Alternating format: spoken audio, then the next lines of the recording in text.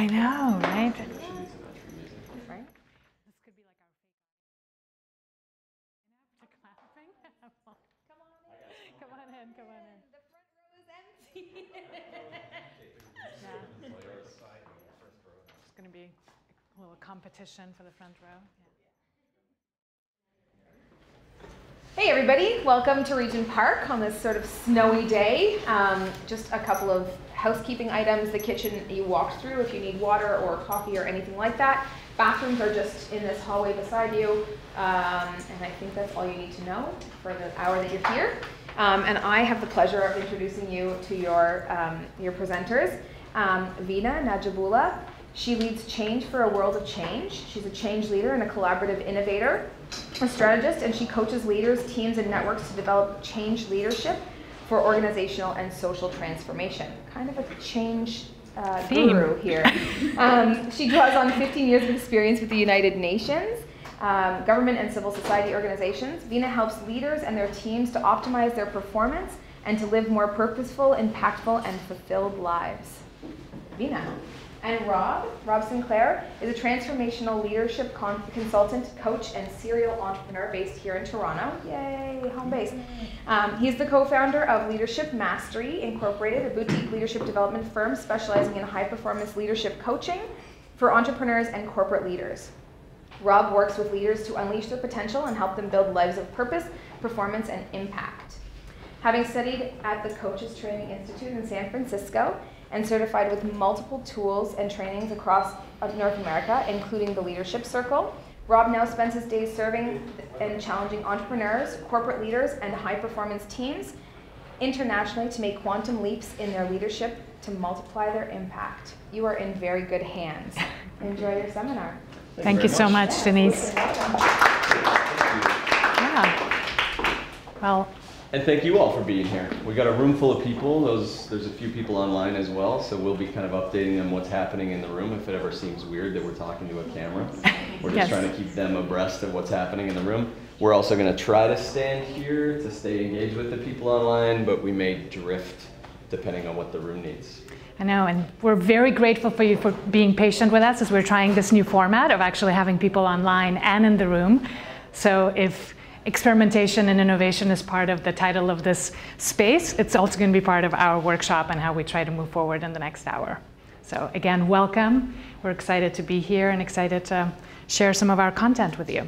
And a big thank you to the guys at CSI for having us. We run these workshops. We've been at 2 of the other CSI locations as well, so they've been a great partner as we've kind of launched our firm and as we build our tribe and get to know people. So great to be at another CSI location. And thank you all for coming. We hope you're here for this. If you're not, you're in the wrong room. Japanese potteries, I think, next door. Yeah, just down the hall. So yeah, today we're going to talk about the leadership advantage and how to maximize your team's performance and impact. And there's a bunch of little pockets in there, some redefining of leadership, some talking about what it means to team, the verb of teaming, what we mean by performance, and then what we intend by impact. And what we mean even by leadership. We don't take it for granted that all of us have the same understanding of leadership, and we'll unpack that as we move forward. This is us. We didn't know we were going to get a beautiful introduction, so we don't have to do that part. But Leadership Mastery is a boutique firm. We're based here in Toronto, but we're operating all over the globe, serving leaders and teams and helping them show up to serve their purpose and accomplish their mission. Yeah, awesome. Moving on, I think we set a little bit of content for today. We will try to be as interactive as possible, and for those of you who are in the room, you obviously are not mic'd, so we will be repeating some of your questions. Forgive that. We might try to do that in a different language just to make it entertaining. But otherwise, we do also have, like I said, a live audience watching through. But if you have questions at any point, please feel free to interrupt and clarify. We will try to keep this as engaging and interactive as possible. To that end, this is today's agenda. We're going to talk about 3 things, 3 main points we hope to give you to take away.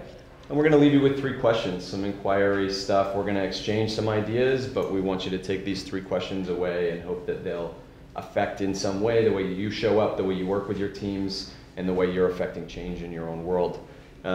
Please do throw questions as needed, but we'll also save some time at the end for some Q&A. We're going to cover a lot of stuff, and we hope to inspire a bunch of new thinking so that we can all take something away. We can learn something today together that none of us had when we got here. And normally we do this in a sort of a 3-hour workshop, either with individual teams or with this kind of audience. So we'll try to pack this into about 40 minutes. And if things are unclear, please do ask questions, and we will point you in directions where you can get some more answers. All good? Yeah. Everybody awake? Put both hands in the air if you're awake. Get some blood flowing a little bit. Shake your hands around. There you go. For those of you online, everyone's hands are in the air, so you have to do it too. Amazing. Awesome. So we want to set some intentions for the workshop. So what we know about the brain is if we can make it curious for information, thirsty for information, it will learn more and it will keep it for longer. So what we want to do here is just get you thinking about what is it specifically that you want to take away, how are you showing up here today, so that we can increase the potency of the learning that you'll get over the next 45 minutes. And hopefully that makes it more real when you leave this room, instead of, oh, that was a cool idea and I forget it by tomorrow at noon. So when you signed up for this workshop, you probably had some intentions or something drew you to this. There was some curiosity. We want you now to kind of center around that. Remember what that intention may have been, what your intention is right now as you've entered the room and are sitting here now for the next hour. So we're going to ask you to check in on this question first. As you sit here right now, how engaged are you? How willing are you to be engaged, both with us, with each other, with these phantom people? Hi, online. Come on in. How you doing? Welcome. And just like give yourself a number, 0 to 10, where are you right now? When you came in the room, how engaged are you? How engaged are you willing to be in this workshop? 0 being you'd rather be at the dentist getting a root canal, and 10 being there's nowhere else you'd rather be and you're hungry for what we're about to talk about today. So check in on that, and then think about what would it take for you to ratchet it up a few numbers? What's it going to take for you to re-engage at a little bit of a deeper level? Is it thinking about the people that you serve, thinking about where you're going to apply this information, and just see if you can crank up your level of engagement a little bit.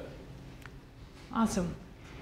We also believe that we learn better when we're a part of teams and part of collectives, and when the learning that we're doing is in service of something other than our own personal growth. And to that end, we want you to also consider how willing you are to support your fellow participants in their learning. To show up for them, both here in the room and also those who will be watching this now and later. And again, select a number between 0 and 10. 0 being you'll never see this person again and you don't care who's sitting beside you. 10 being you're a committed learner for this community and for this team that we are together for the next 45 minutes. And to create some accountability, maybe just take 1 second and share your number with the person sitting next to you. And those online, maybe write it down. How willing are you to support your fellow participants? Check in with somebody beside you. Yep. What's your number? What's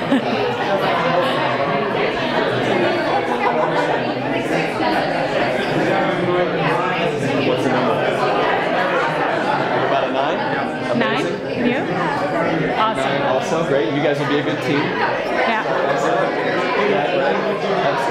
Okay. Awesome. Thank you, guys. Welcome back. Come on back. Lots of good energy in the room. Thanks for that. Engaged. I would like to plug this in and know that it's charging, right? Absolutely. Absolutely. Take care of your needs, as Denise had said earlier, bathrooms, whatever you need, so feel free. And we'll take that just sort of reminder to throw phones on silent, if you would, so that we can all stay as engaged as we just promised to be. For our own learning and the learning of those in the room. All right. And then finally, what specifically are you hoping to take away? So check in again with the reason that maybe this title attracted you to the event, what you imagine taking it away, where you intend to apply whatever you learned today. Get really specific. Take like 30 seconds. We hope everybody has something they can write on. Just the psychosomatic, the act of writing something out will help anchor it a little bit deeper.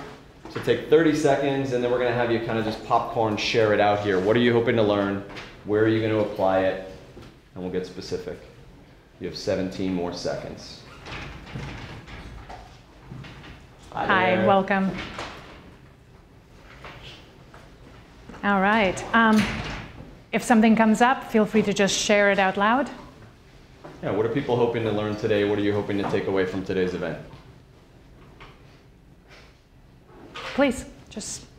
So I'm an artist, and I'm exciting an artist collective to maybe 30 or 40 people, new building right down at Queen and John, moving in March 1st. So it's a group of people where hopefully we'll do something interesting for change, and I'm just ready to Great. think about things differently or Amazing. think in the most efficient and positive way I can. Fantastic. Thank you. To make that group of people Yeah. make some magic happen together. Yes. Great. It's going to be amazing. Love it. Great. Others? Yes, please. I keep coming up with large ideas that involve teams of people, and the idea of leading teams of people is usually where the idea stops. Wow, Yeah. love that. Great. For those online, it's the idea is leading teams of people, and you come up with the idea, but actually implementation and moving forward is a challenge, so you hope to get some ideas for how to do that. Awesome. How many can relate to that? You have a big vision or a big idea, and there's gaps between bringing it to life because it involves more than just you. How many And of you dealing with guys other can- people. Yeah, lots of hands absolutely. in the room. Who else? What else? Yeah. I want to start my own team. By the end of the year, I want to have 9 people that I can trust my firstborn with. Nice. Amazing. So, Love that. I need to know how to find those 9 people. Yeah. Beautiful. So for those online, the share is building a team, building a tight team with a ton of trust. You need to recruit that team, connect, train, and align, sounds like. Yeah. Timna. So we have someone online sharing with us that Nice. they are here to learn how workshops like this are run because this person wants to do what Nina and Rob do when they grow up. Hashtag Inside Baseball. Yeah. Amazing. Nice. Thank you. Thank you for sharing. Thank you for Keep the sharing online that. comments coming Yes. as well. Great. And maybe one more from the room, and then we'll move on. So awesome. I'm part of an organization called Leaders Expedition. Great. And we're working toward changing the narrative of leadership over the next 10 years. And what I really want to understand is with all the companies out there, organizations sort of focused on leadership development, how do we collectively work together for sort of a greater impact as opposed to everyone kind of working in silos? And so my previous life was in healthcare, and I saw that happen left, right, and center, and it frustrated me to no end. So I really want this new thing that I'm doing to be different. Amazing. And for those online, we have somebody in the room who we want to be when we grow up, who already is doing this work with others and who's interested in collective leadership, which is a big part of what we will be unpacking as well. This understanding of leadership that is purposeful and is serving a larger impact and is not vested just in one individual. Absolutely. Exactly. And I don't want to reinvent the wheel of doing, Nice. something that millions of other, or maybe, Yeah.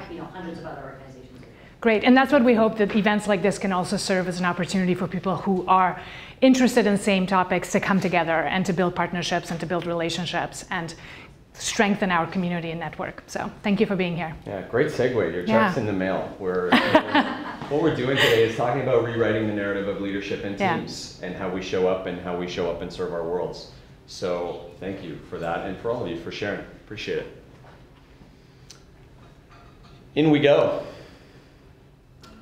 I love As how we do. slow this is. There's like a little, I didn't realize we didn't practice with this actually loading, so you watching this like, ooh. The dissolves will go away. I think I got bored, and the next slides will just start to come a lot quicker. But we wanted to touch on this. You guys know that learning doesn't happen in your comfort zone. So to this end, we're sort of inviting you to open your mind up. We'll be presenting some new ideas. They may not be new for you. They may be new for you. We invite you to kind of empty your cup and let what comes in and stays for you today stay. If it doesn't work for you, doesn't resonate, no problem. But if we come from that place of I already know this, we don't get to find anything new. So we'll invite you to stretch into that place of not knowing. Absolutely. And so comfort zone, where magic happens, and right above that, when we didn't put it on the slide, is the panic zone. And we'll try not to get you so far out of your comfort zone that you're in a panic zone, and rather stay in this magic sweet spot of you out of your natural safety, and you're learning, but you're not feeling like you're panicking. So we'll maintain that container, hopefully. All right, so jumping straight in, as promised, some definitional issues. When we say leadership, what comes up? Like, what are some of your initial reactions to that word? What is leadership? What comes up for you? What's involved? What's the definition that resonates for you? Motivation. Motivation. Okay. Responsibility. Nice. Direction. Direction. Okay. Vision. Yeah. Planning. Planning. Cool. Great. Helping. Okay. Context. Okay. Say another word. What's the water we're swimming in? Yeah. What's the water we're swimming in? Okay, great. Change. Change. Nice. Did you say initiative? Not yet, but initiative. Yes. Leading by example? By example. Leading by example, okay. Teamwork. Teamwork, nice. Okay, awesome. Yes, Cool. one more.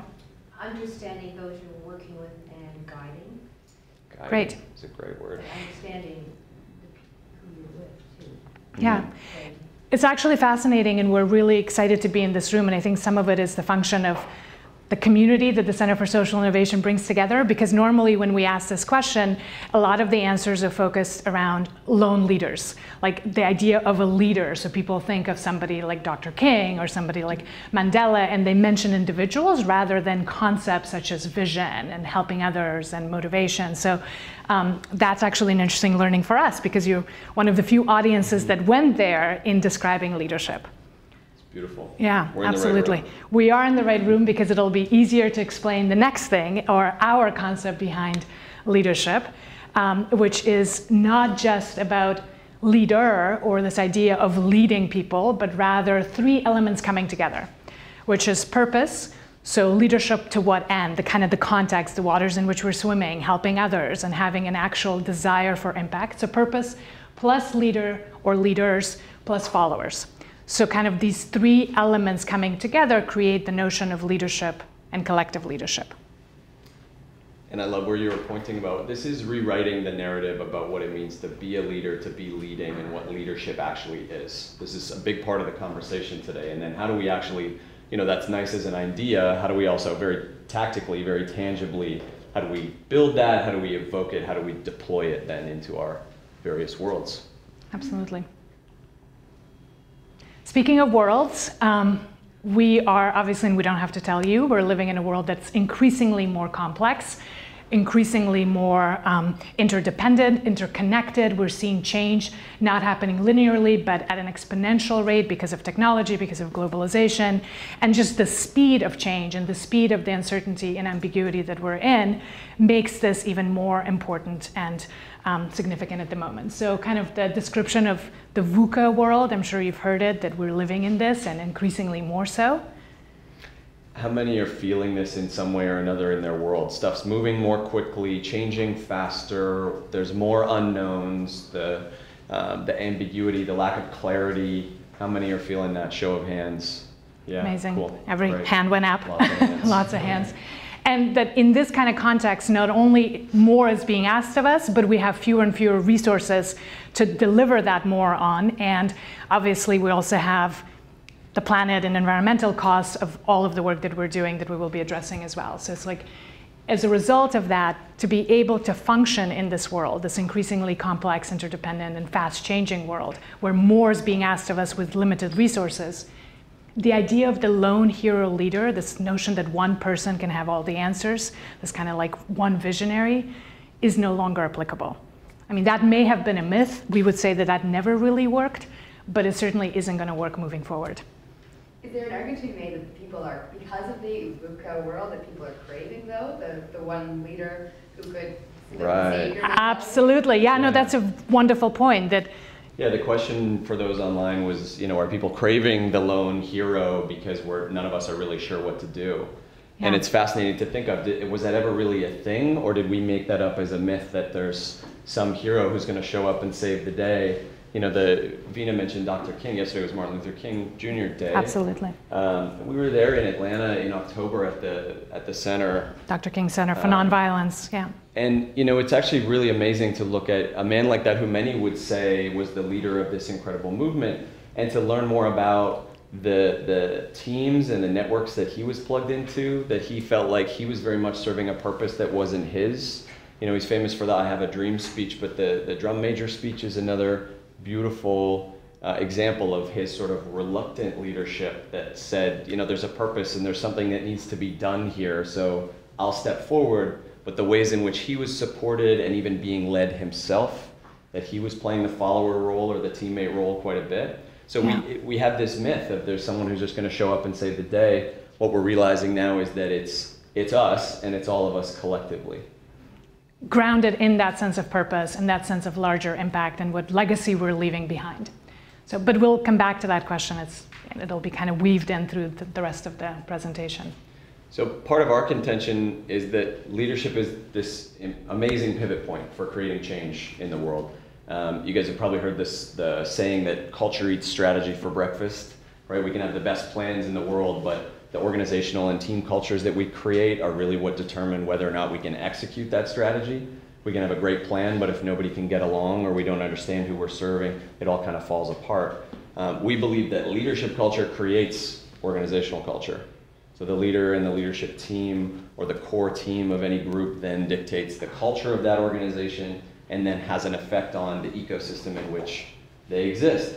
And so we believe this is the leverage point for us to look at leadership that can impact culture, that can then affect change. And speaking of purpose, one of the reasons that we came together as a team and have launched our boutique company is precisely because of that belief. I spent over 15 years working with the UN because I believed in world peace. I grew up in a war zone in Afghanistan and sort of dedicated my life to building peace, to working for a better world, and thought that I could do that through a very large organization whose mandate is precisely that. And after many years of doing that work in the front line, primarily in conflict zones in Africa and Middle East, I became strongly convinced that leadership cannot just be vested in sort of the elites or in some people removed from us, that it is actually going to be networks of people, it's going to be individuals taking responsibility at every level of society, and that we need to do that by breaking boundaries, creating networks, and actually taking responsibility from the micro to the macro level, which is kind of why we came together. I mean, we definitely have a purpose-driven organization that likes to work with purpose-driven teams and organizations as well. So we kind of truly believe this, so if that hasn't come across yet. Next. And that this room is filled with people who believe the same. We're going backwards by accident. But that change is happening through you, that it's not out there somewhere, that it's not by someone else and it's not someone else's responsibility, that it's really up to us to learn, to step up, to say yes to what's being asked of us, and do what we can to build teams to create change. Big word here, obviously in big letters, synergy. Because again, it's this idea that when 1 + 1 or +2 comes together, that the sum is greater than the individual parts. And that's what we actually believe in. What is it that we can do as a team that we cannot do individually to make a world a better place or to fulfill whatever purpose it is that we're having? And one of the things that we often say around this, and I'll use the board since we have it right behind us, is what we focus on is sort of like 1 + 1 + 1 can equal 3, or 1 + 1 + 1 can actually equal 2, or 1 + 1 can equal 7.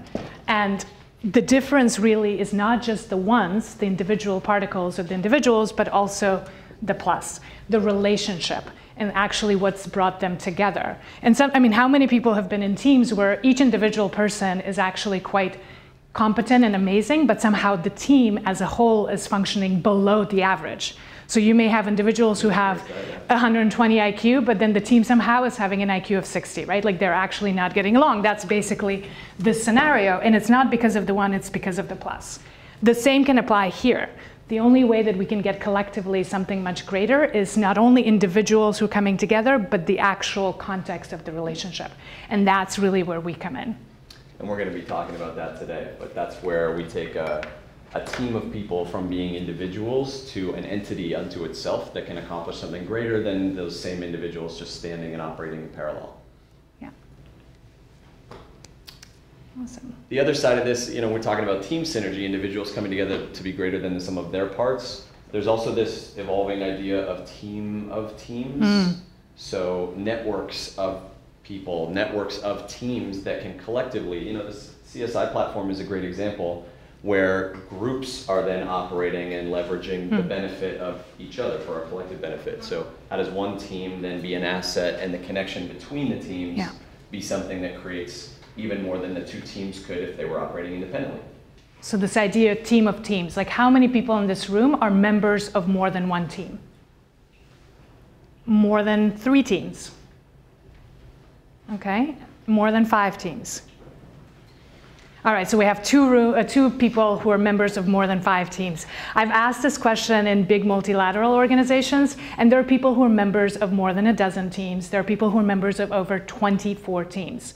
And that's incredible. The complexity of that, the multiple communities of accountability that they're having to deal with, the sort of the idea of holding that many roles simultaneously and being able to serve is that extra layer of complexity, right? Like, how do you show up and be a member of that many different systems? And if you think about different teams that you're a part of, you take the family unit as a team. Yeah. You take your country as a team that you're a part of. There are many layers we can look, and a big part of this leadership advantage and high performance teams is about looking at those different layers of nested teams within teams. Even on the individual level, we think of ourselves as a single thing, but we actually have more non-human cells in our body than human cells. Or that we're an ecosystem, right, in our own self. We're Even not just as an individual, we're made up of many, many systems that are operating together collectively. So we really love this. This is the difference maker, and we're going to talk a lot more about this today, but wanted to plant the seed. Amazing. Okay, so that was a lot of setup. And like I said, we normally do this in 3 hours, so forgive us, everything is a little bit condensed. But essentially our model for the leadership advantage, having defined kind of leadership and teams and why we actually even need to have a leadership advantage, has 3 main points. And they correlate to that idea of purpose, leader, and followers. And that's mastery of self, mastery of influence, and mastery of impact. So what we're looking at there is not just the development of the leader, which would be your mastery of self, which leader is showing up to affect or enroll or engage the team, the mastery of the teaming, the influence, the relationships, greater than the sum of its parts, yeah. And then the impact, the systemic level. What are we as a team serving? What is the purpose that we're collectively contributing towards, and what is the world that we're actually serving? And the reason we put in mastery here, and obviously that's also in the title of our company, is because we don't believe in one point of excellence. We believe that this is a continuous journey, an iterative process where we're committed to mastering and constantly applying a beginner's mind and learning and staying in that journey rather than some kind of a destination, some kind of a summit that we reach and then we're done. I grew up training in the martial arts, and one of the fundamental philosophies is about mastery, and that mastery comes from fundamentals, and that it's a journey where we're constantly revisiting fundamentals before we can build again. So a lot of times we, in developing, let's say, our leadership even, we look at competencies and we think it's a game of acquisition, that we have to learn something new and build my skill set and do this and do that. What happens then is we get to a level of capacity where we think more is actually going to be what helps us, when really there was probably something on the fundamental level that wasn't fully developed. So the game of mastery says, I go step 1, step 2, step 3. If I get stuck going from step 3 to step 4, a lot of us bang our heads against the wall until we get to 4, when really if we went back to 1 and we went a little bit quicker through, we'll get what was missing in the developmental journey that will easily take us to level 4 and level 5, where we may get stuck again and revisit back to 1, 2, 3, and 4. So we're inviting this philosophy of this isn't something you arrive at, this isn't something that you just add to and add to and add to, but that you're constantly looking back to how are my fundamentals and how can I continue every day this learning journey. Absolutely. So we'll start with the first element, which is mastery of self, that idea of showing up as a full-on leader and a team member and a follower all at once. If we go to mastery of self, one of the main things, and this may look complex, so don't worry about it. It's something that we use, and it's part of adult development that has research that has been done by Bob Keegan and team at Harvard University. And it essentially says that most of us believe that once we reach the stages of adulthood around 20, 25, that many of us stop progressing and developing, and that we sort of get stuck in the socialized mind. And they believe that after the socialized mind, there are other categories, which is the self-authoring mind and then the self-transforming mind. And by socialized mind, we're essentially talking about individuals who see themselves very much in relationship to their world. So identify very strongly with, I am a carpenter, I am a husband, I am a wife, and I am essentially defined by my community. These are sort of early day conservative societies where our roles were very much shaped by who we were, and there was very little freedom in choice making or decision making. So we were very much identified from the outside in rather than inside out.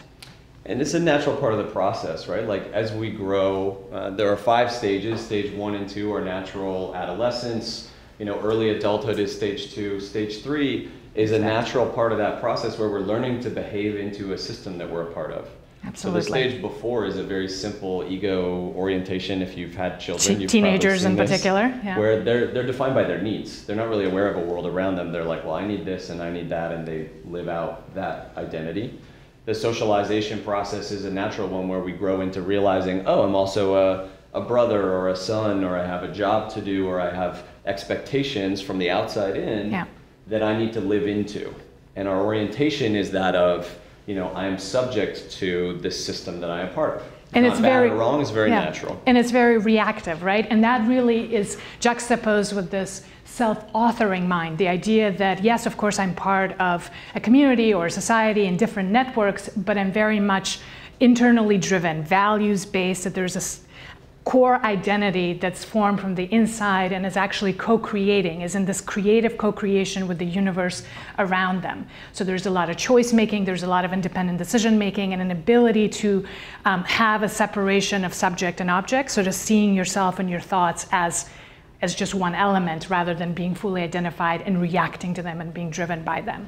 And we're crashing through this really fast. We are. There's a great book, Bob Keegan's, one of his earlier books is called In Over Our Heads. Yeah. That's all about, the idea that we can't really manage the complexity that we're living in, and that this is actually the shift that we're being asked to make, is that we start moving into more of a self-authoring or potentially a self-transforming mind in order to manage some of this complexity. But we're skimming it so that you have an idea of where we're going. Right. This is the mastery of self is how do we show up as a leader or as a teammate so that the team can then focus on the plus sides.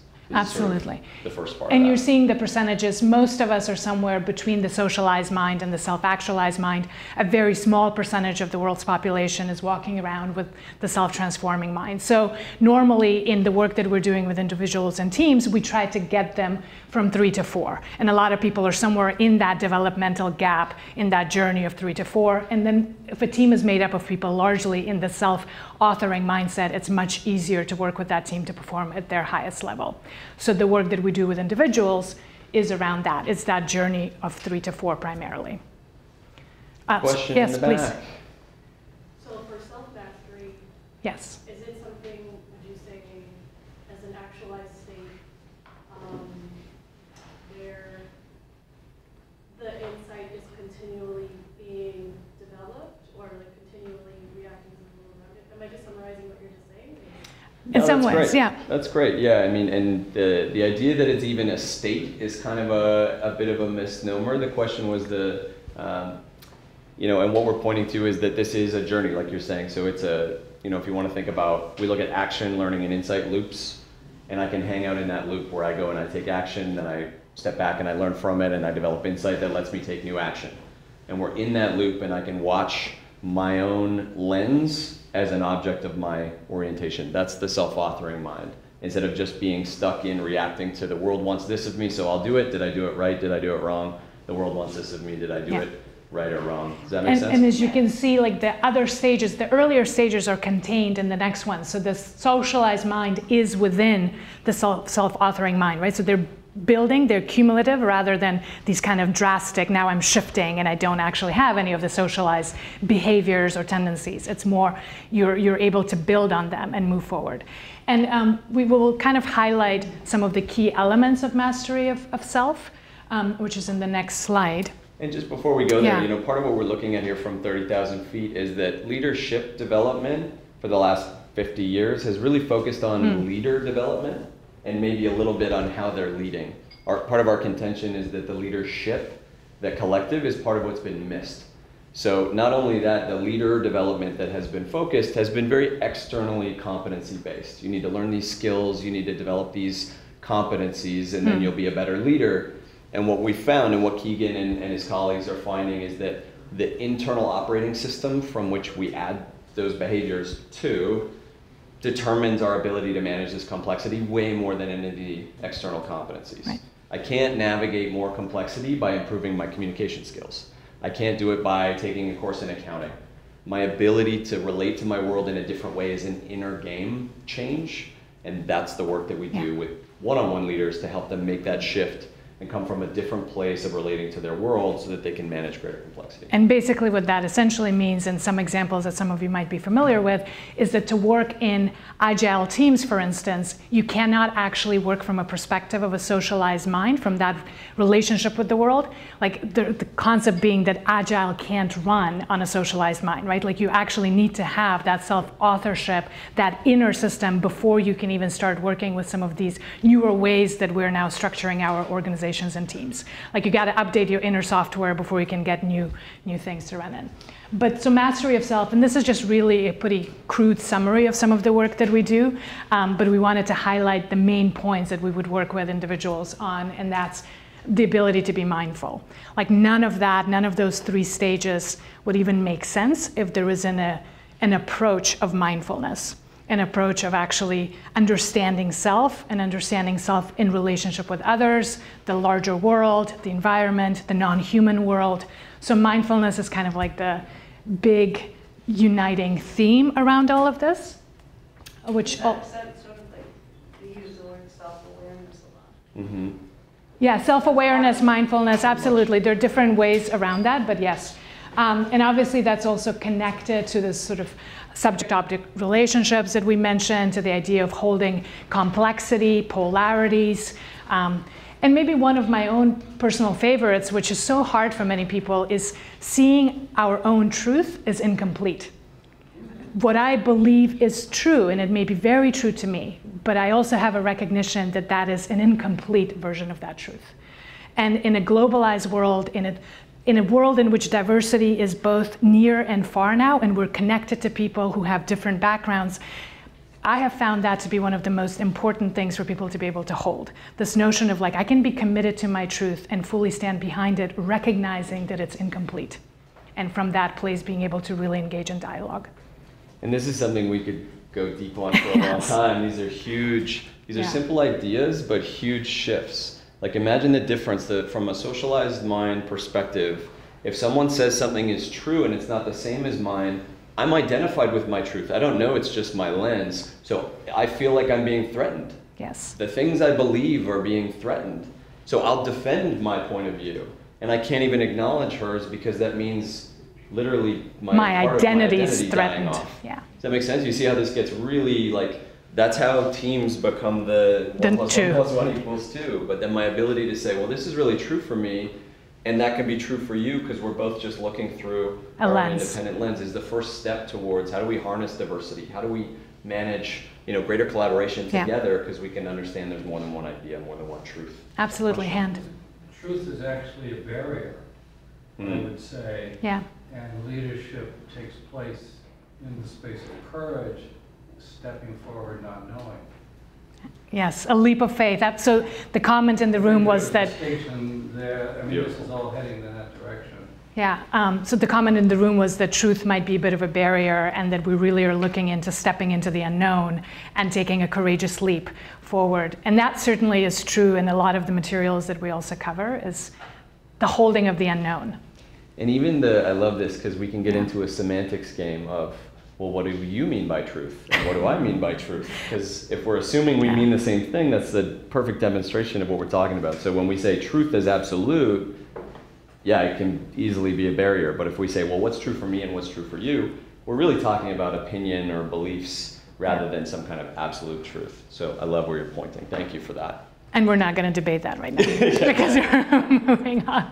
But can you see the power of this? These are some of the fundamental things when we talk about mastery of self that let an individual show up as a team member in an empowered way that can make for some of this synergy we're looking for. Yeah.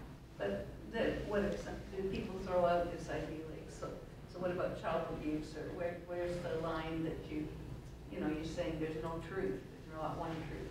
Oh yeah, no, that's partly why I said we're not going to debate it. So the comment in the room was like, what about child abuse? And of course, there are things that are red lines, and it kind of takes us slightly in a different conversation. But so that kind of to us summarizes some of the elements of mastery of self and what it would take for us to start with the self work before we show up in relationship with others.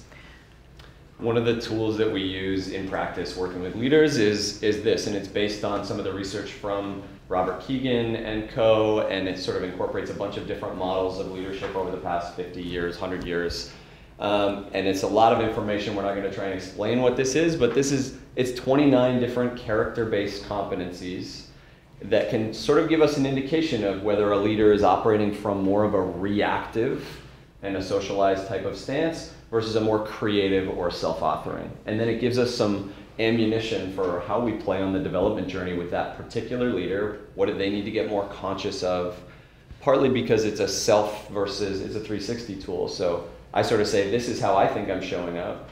And then I ask my world to reflect back to me how I'm being received. And we look for gaps in, well, I think I'm showing up like this, but my world tells me it's something completely different. That's unconscious to me. I'm not aware that that's how I'm seen. So we start to play with that. So it's basically a 360 tool that we use, a very practical thing called leadership circle profile.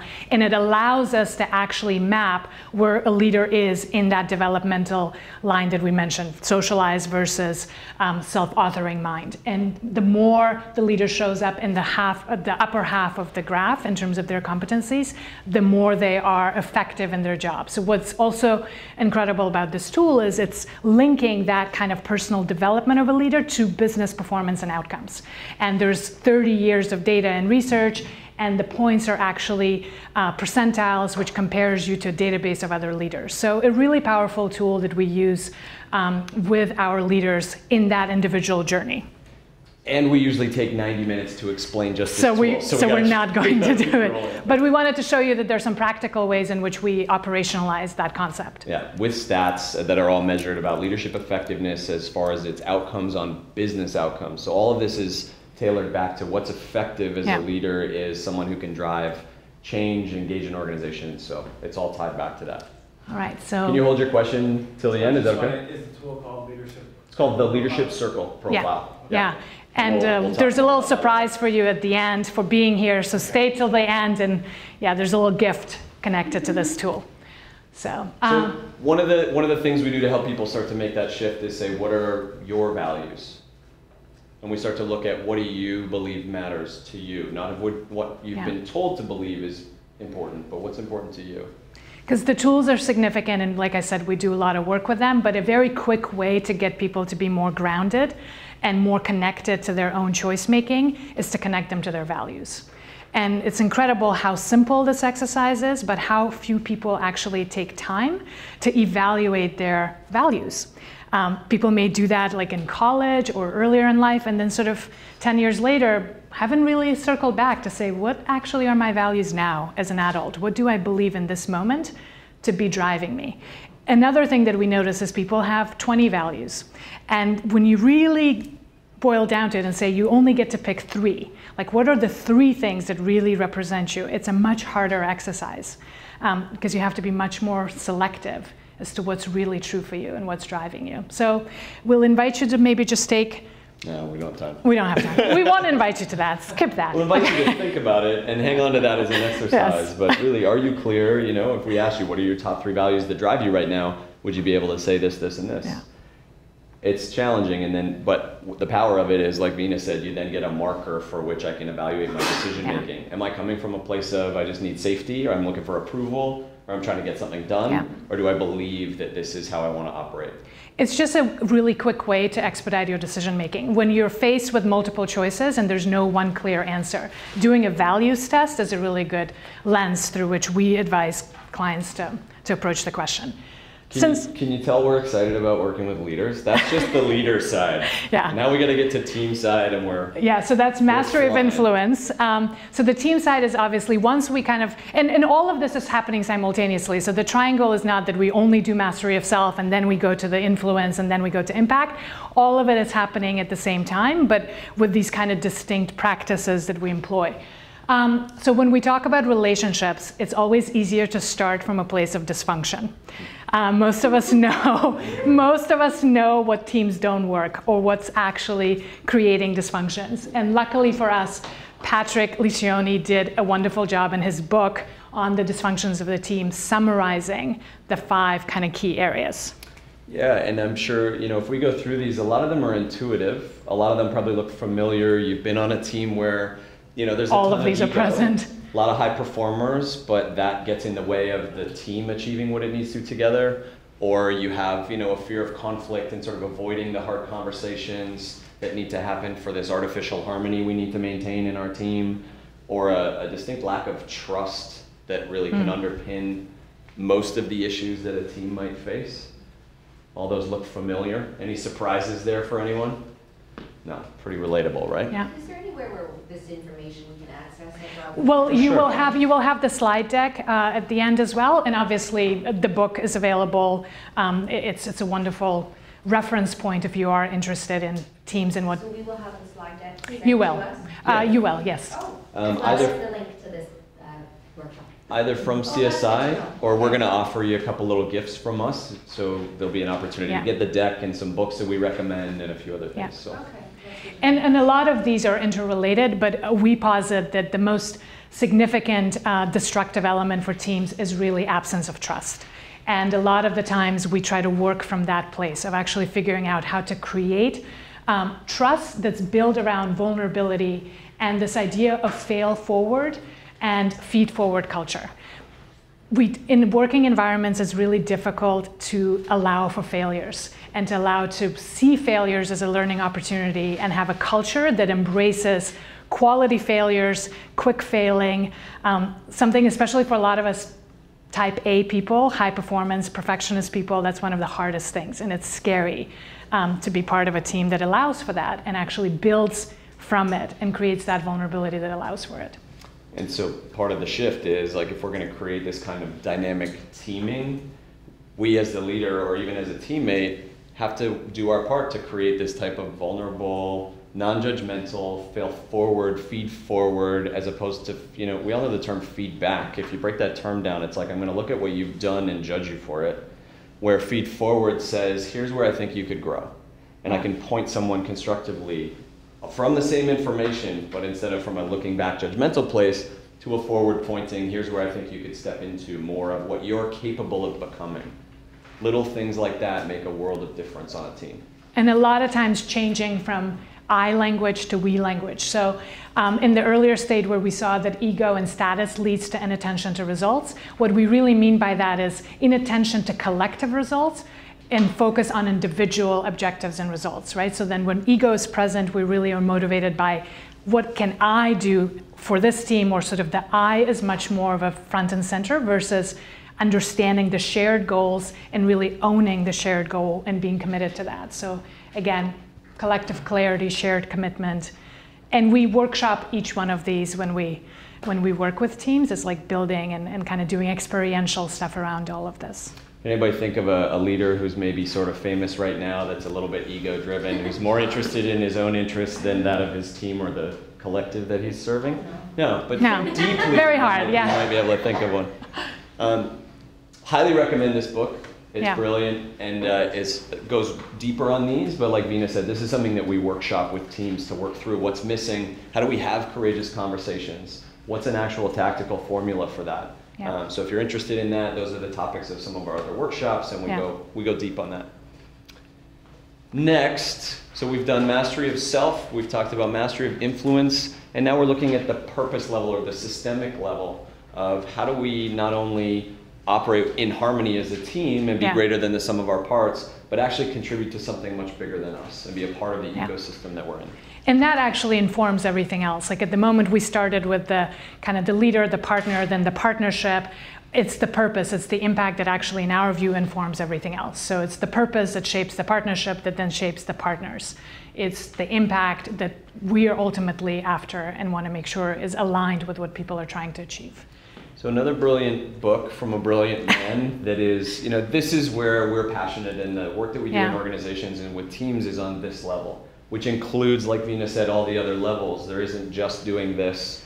There isn't just doing the self-development. There isn't just doing the teaming development. It's this. This is what pulls it all together that makes us look at everything. And we spent last week with Peter Hawkins in New York City. It was an absolute treat to spend some time with the man and get certified in all his curriculum and everything. But this is where the magic starts to happen.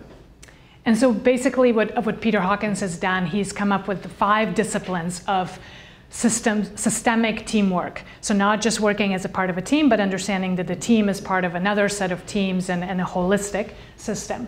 And that essentially involves the commissioning, the 5 C's, the commissioning, the clarifying, the co-creating, connection, and core learning.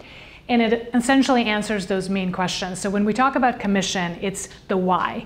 Like, why your stakeholders, why does the world need this team to come together? What is it this team is actually commissioned, as the language suggests, to do? So there's the mission, which oftentimes we think about organizations and their mission statements. This is a step above that. It's like the who are your stakeholders inviting you to be as a team to achieve a purpose? So the why for why you exist. And it might include, why from your customer's perspective, Yeah. who are you serving? It might be the why from a shareholder perspective. It may be a why from the community that you're in perspective. It may be the why from the non-human world, the environment, and how we're impacting the world in which we're living. So that commission comes from all these different angles and dictates the purpose for why we exist as a team. And sort of more practically also, that's usually who also determines how to assemble a team and picks a team leader. So like in the real world, it's also the commissioning element is also just assembling the team, identifying the team leader, and giving them a mandate. Then the clarify piece is the mission itself, the what. So what will the team do? What are its objectives? What are their KPIs, like the collective performance indicators and so forth, again, in the kind of more practical corporate world. And really that's where the what are we gonna do to serve our purpose gets defined for the team. So these are your objectives, these are your KPIs, these are often what gets handed to a team. They don't know why, and they just say, okay, I guess we're supposed to accomplish this. Right. But what we do with teams is have it come from the why, and then collectively organize what are we committing to doing together. And co-create is the actual how, right? And that's where the culture comes in. So Rob mentioned organizational culture, team culture. That's where we look at how we actually work together to create that synergy, to create that additive and generative approach to our work. And this is part of where Peter Hawkins has been so brilliant and is shifting this whole field, is because most people start with how. How are we as a team? And if we just figure out how to have good meetings together, then we'll be a high-performance team. But it's, part of his contention is that we sort of misinterpreted Darwin's unit of survival. So I can't look at performance of a team separate from the world in which it exists. I can't just be a high-performance partnership without being like, well, what are we performing at? What are we performing for? What are we out to accomplish together? We can't just be awesome and do nothing. So that's sort of we can't just be awesome at doing the little goals. It's always helpful to have a mission and a purpose behind it. And we're seeing more and more research on this, particularly with the millennials, right? The purpose-driven organizations, especially with the younger generation, that this is much more important now. It's no longer a luxury that organizations can engage in. It's something that's necessary in the business environment right now to have that purpose-driven approach to business. And then, sorry, go ahead. Can you feel that, the way people are wanting a different way of working together? Yeah. You can feel that that's happening now, yes? I see some nodding heads. Yeah, and then connect is obviously with who, and that's where the networks come in. And an element that Peter Hawkins is very good at explaining is oftentimes we can come together as teams, like we have the weekly team meeting or whatever, and then we go away and we still operate as individual people. We don't actually show up to our meetings with our networks or our clients or others outside as part of a team with that collective identity, that we're not a team only when we're together, we're also a team when we're interacting with the outside world. And we're showing up from that collective perspective, not just that individual. And part of being a high-performance team is that I take the team with me. That wherever I go, I have Vina with me and our admin director, Keelan, who's just an absolutely critical part of our team. I'm never going to a meeting on my own. I am that whole team when I go and interact with all of our various stakeholders. And that's because it's coming out of the culture. Again, all of this is iterative. It builds on each other. And then the final point, the point that is really critical but oftentimes gets missed in teams is the core learning. The idea that we're constantly evolving and we don't need to get good at solving yesterday's problems, that we need to actually stay current and be able to anticipate tomorrow's challenges. And the only way to do that is to have a very strong learning culture in the organization and to allow that learning action loop to really work and be committed to dedicate resources. I mean, we're finding this more and more, that people don't have space and time to actually make learning core to their business. So it's not a once a year after action review, it's actually built into the project itself as it's moving forward. And that this is where the team looks at its collective capacity. And is that increasing? Can we accomplish more as a team than we did last year together as a team? What are we learning collectively together? And how does that learning feed back to each individual? That the team becomes its own action learning unit evolving forward, and that it actually serves the learning and development of each of its members. Okay. I'm conscious of time, so we're gonna try to fly through this other stuff. So good, we're almost there.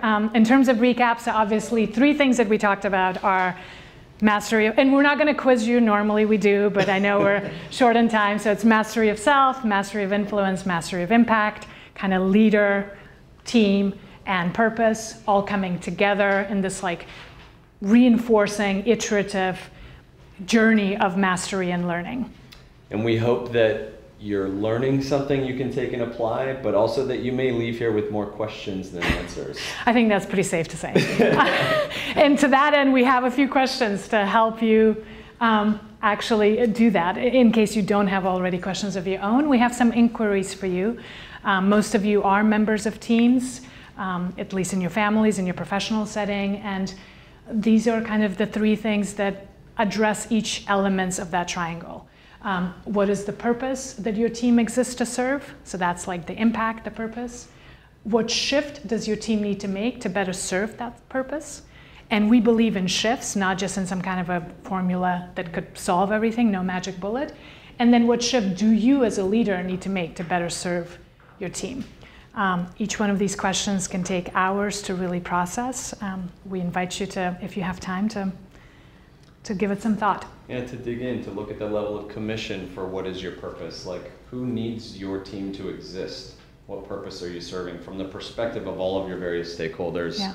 And then in order to better serve that, we're sure you're serving it already, but to better serve it, what does your team need to shift towards? Which of these elements, whether the dysfunctions or the different disciplines, what do you need to bring in or take out to better serve the purpose? And then on the individual level, what shift do you need to make to better show up as a teammate, for that synergy to happen, and for that synergy to then serve your greater purpose?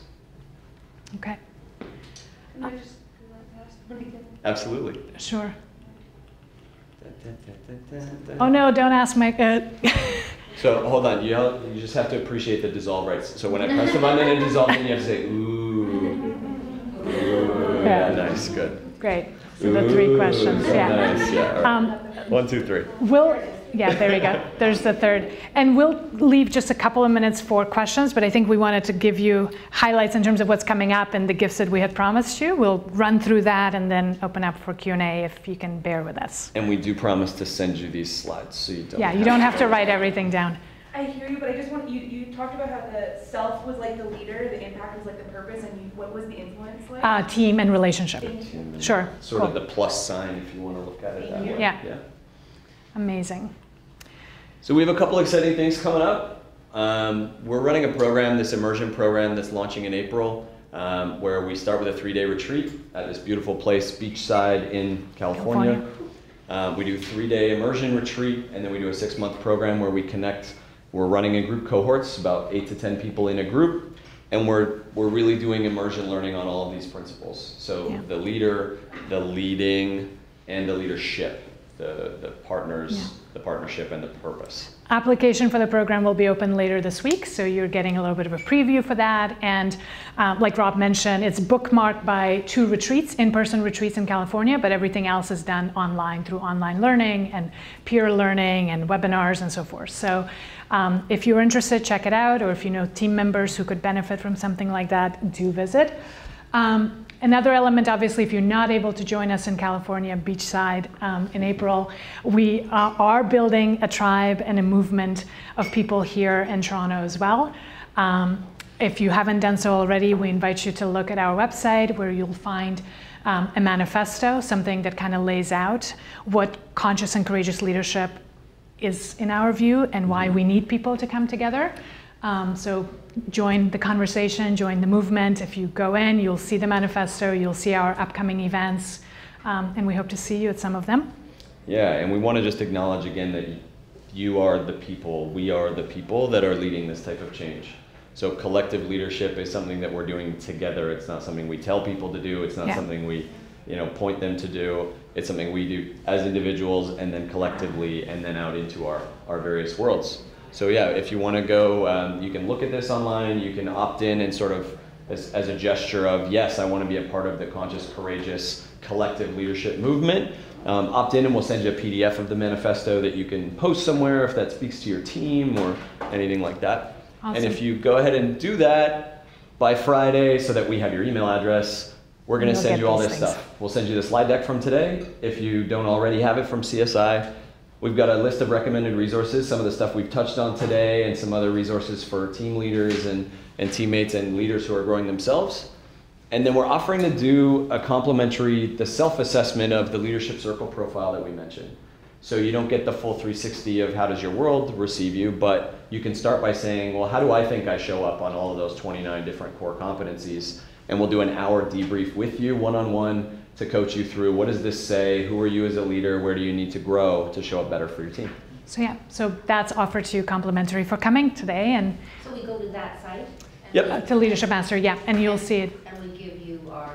You will opt in, so it'll take you through the steps. When you're reading the manifesto, there's a button that says join the movement, and it'll ask you for your email address. And then when you fill out the request for the complimentary 360, it'll prompt you to either put Rob or my name as the coach who will be reviewing it. So just choose one of us, and we will be then the one calling you and going through the results.